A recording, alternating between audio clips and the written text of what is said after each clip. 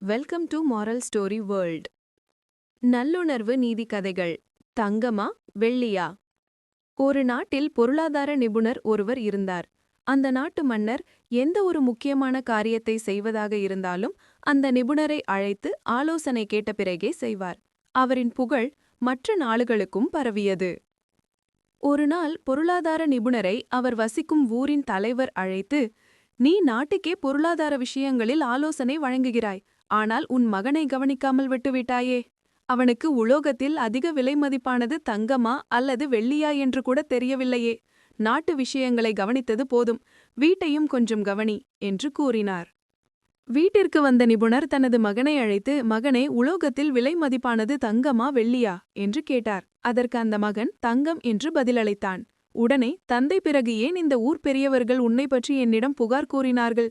உன்னை நான் சரியாக வளர்க்கவில்லை என்றும் தங்கத்திற்கும் வெள்ளிக்கும் உள்ள வித்தியாசத்தை கூட அவன் அறிந்திருக்கவில்லை என்று என்னிடம் சொன்னார்கள்" என்று சந்தேகத்துடன் கேட்டார்.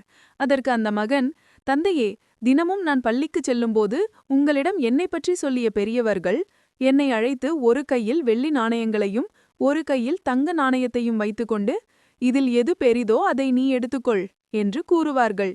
நான் உடனே வெள்ளி நாணயங்களை எடுத்துக்கொள்வேன்.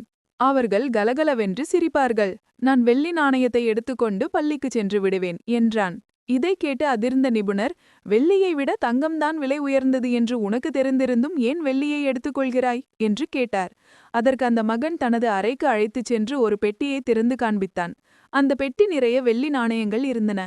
அப்போது மகன் சொன்னான், "தந்தையே, ஒவ்வொரு முறையும் அவர்கள் என்னிடம் தங்க வெள்ளி நாணயங்களை காண்பிக்கும் போதும் நான் வெள்ளி நாணயங்களையே எடுத்துக்கொள்வேன். அதனால்தான் என்னிடம் இவ்வளவு வெள்ளி நாணயங்கள் இருக்கின்றன. நான் எப்போது தங்க நாணயத்தை தேர்வு செய்கிறேனோ அன்றுடன் இந்த ஆட்டம் நின்று போகும். அவர்களை ஆட்டத்தில் வெற்றி பெற விட்டுவிட்டு நான் நிஜத்தில் ஜெயித்துக் கொண்டிருக்கிறேன்" என்று கூறினான். இந்த பதிலை கேட்டதும் ஆனந்தமடைந்தார் தந்தை. நீதி, புத்திசாலிகளுக்கு என்றுமே வெற்றிதான். இதுபோன்ற மேலும் சிறுவர்கள் முதல் பெரியவர்கள் வரை விரும்பி கேட்கும் கதைகளுடன் இன்னும் பல சிறப்பு அம்சங்களை கொண்ட நல்லுணர்வு நீதி கதைகள் கேட்க கீழுள்ள சப்ஸ்கிரைப் பட்டனை கிளிக் செய்யுங்கள்.